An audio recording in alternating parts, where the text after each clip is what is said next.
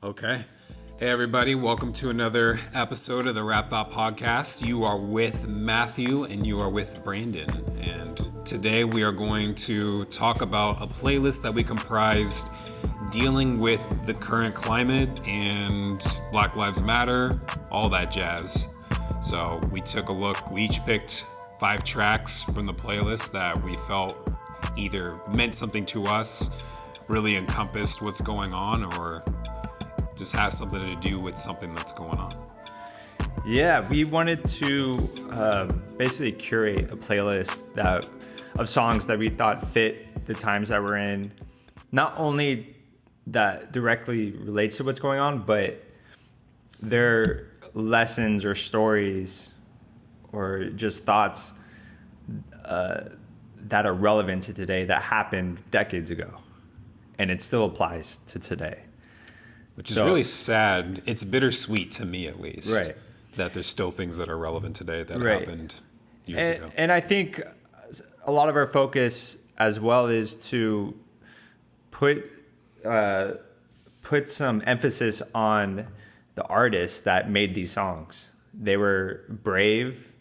They were stepping outside of the norm. They were putting themselves out there, to be criticized or to be, put down by the record label industry. As we'll get into some of these songs, they were really influential, and sometimes in not such a good way. Like we'll get to Ice-T, where he was being censored, and by the parental advisory board they're trying to get rid of his music. Mm-hmm. So it's definitely a good group of songs that will help you see things from a different perspective, or just to gain some insight on the perspective of a Black artist. A big focal point I want to emphasize is not necessarily, no, it is necessarily how old these things are, and across the the different decades these are in. So one of the main points for today's pod was taking a look back.